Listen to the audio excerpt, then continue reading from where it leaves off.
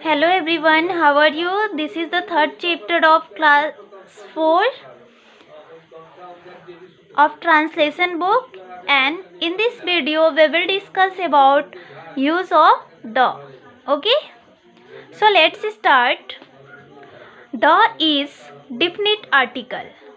You have learned in grammar book that there are three articles: a, an and the. The is called definite article, यानी the को definite article कहा जाता है। The का use हम किसी निश्चित व्यक्ति या वस्तु के लिए करते हैं। ठीक है, द का यूज़ कब किया जाता है? जब किसी निश्चित व्यक्ति या वस्तु के लिए, जब किसी निश्चित व्यक्ति या वस्तु के बारे में हम जानते हैं तो उसके लिए हम द का यूज़ करते हैं, द आर्टिकल को। और द को कौन सा आर्टिकल कहा जाता है? डिफिनिट आर्टिकल कहा जाता है। ठीक है, ये जो द है इसका जो उच्चारण होता है, हम कहीं पे द बोलते हैं, कहीं दी बोलते हैं। ठीक है, तो अगर द के तत्काल बाद कोई कॉन्सोनेंट साउंड होगा, यानी जब द के बाद कोई कॉन्सोनेंट साउंड आ जाएगा तो उसे हम द पढ़ेंगे। ठीक है, और अगर द के बाद कोई वॉवेल साउंड आएगा तो उसे हम दी पढ़ेंगे, द को। जैसे अगर हम बोले, जैसे आप देखिए यहाँ पे एलिफेंट है। ठीक है, तो ये वॉवेल हो गया, वॉवेल साउंड हो गया हमारा, तो इसे हम पढ़ेंगे दी एलिफेंट। ठीक है, और ये कॉन्सोनेंट साउंड हो गया जो डॉग यहाँ पे लिखा हुआ, तो इसे पढ़ेंगे द डॉग। तो आपको ये याद रखना है कि द को कब हम द बोलते हैं और कब दी बोलते हैं। अगर ये वॉवेल साउंड से पहले आएगा तो हम इसे क्या बोलेंगे? दी बोलेंगे, और ये अगर कॉन्सोनेंट साउंड से पहले आएगा तो इसे हम द बोलेंगे। ठीक है, अब इसका प्रयोग जानेंगे। किसी अद्वितीय वस्तु के लिए प्रयोग किए जाने वाले नाउन से पहले, यानी वह वस्तु जो अद्वितीय हो, यानी उसके अलावा और कुछ भी वैसा नहीं हो, तो उसके आगे हम द का यूज़ करेंगे। जैसे द सन, द अर्थ। ठीक है, पृथ्वी गोल है, द अर्थ इज राउंड, तो यहाँ पे हम सन और अर्थ दोनों के आगे किसका यूज़ किए हैं? द का। द सन, द अर्थ, है ना। The sun is very far from the earth, the earth is round. ठीक है, रूल नंबर 2 है, जिस नाउन का पहले जिक्र किया जा चुका हो या अब जिक्र किया जा रहा हो, उस नाउन से पहले हम द का यूज़ करते हैं। ठीक है, यह रमन का बस्ता है। ठीक है, अब यहाँ पे देखिए, यहाँ क्या बता रहा है? यह रमन का बस्ता है, दिस इज रमन्स बैग। यह बस्ता पीला है। अब पहली बार जब यहाँ पे बैग आया तो इसके आगे हम द का यूज़ नहीं किए, बट जब सेकेंड टाइम यही द आया, जब बैग आया है, तो हम इसके आगे द का यूज़ किए, क्योंकि यह उसी बैग के बारे में बता रहा है जो रमन का है, यानी कोई खास है, निश्चित वस्तु है, तो इसके लिए हम द का यूज़ करेंगे। ठीक है, फिर यहाँ देखिए, दिस पेंसिल्स आर हेयर। अब यहाँ पे दिया हुआ है द पेंसिल्स आर शॉर्ट, यहाँ पे दिया ना, ये पेंसिल उसकी है, तो दिस पेंसिल आर हर्स दिया है।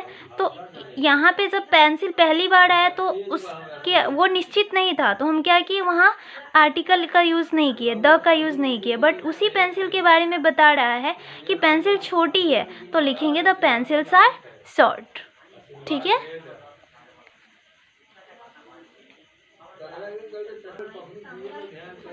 नेक्स्ट है, अपनी पूरी जाति का बोध कराने वाले सिंगुलर काउंटेबल नाउन से पहले, यानी जो भी सिंगुलर काउंटेबल नाउन अपनी पूरी जाति का बोध कराता है उसके आगे हम द का यूज़ करते हैं। जैसे द पीकॉक, यानी यहाँ पे पीकॉक से पूरे इसके जाति का बोध हो रहा है, तो हम लिखेंगे द पीकॉक।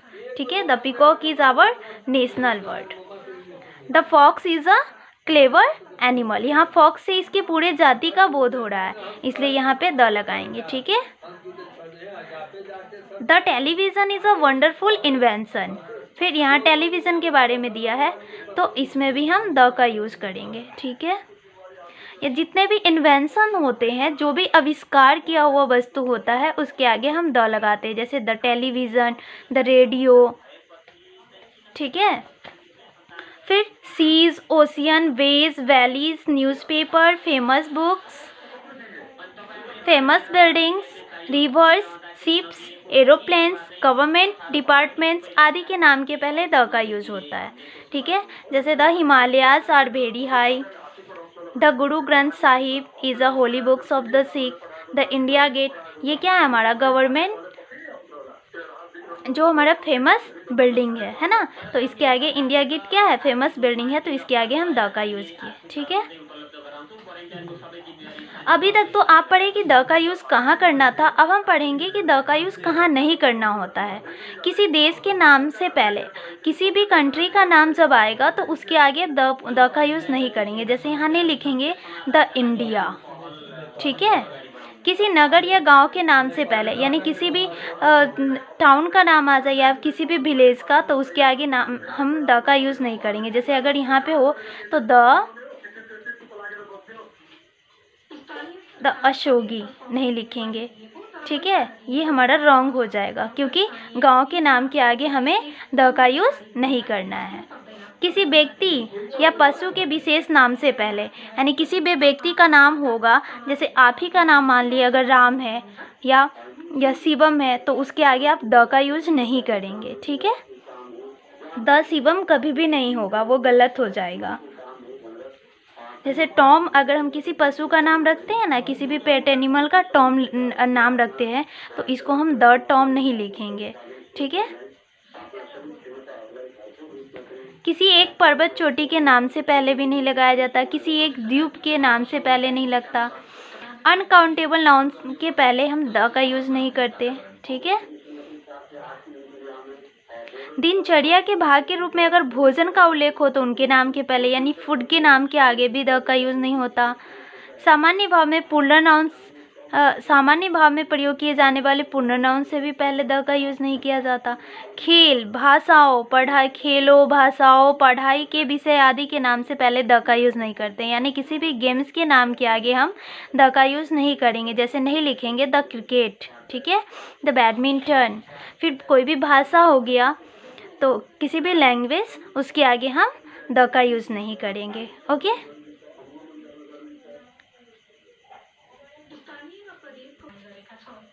फिर दिया है school, jail, temple, church, hospital, market आदि शब्दों से पहले जब ऐसे स्थानों पर उसी कार्य के लिए जाना जाए जिस कार्य के लिए बने हो, तो इसके आगे हम द का यूज़ नहीं करते। होम शब्द से पहले भी द का यूज़ नहीं किया जाता। मानव जाति के लिए प्रयोग किए जाने वाले आदि मैन शब्द से पहले भी द का यूज़ हम नहीं करते हैं। तो आपको ये भी याद रखना बहुत ज़रूरी है कि द का यूज़ कहाँ नहीं होता है, ठीक है। अब यहाँ जो एक्सरसाइज है, आप इस एक्सरसाइज को बनाएंगे।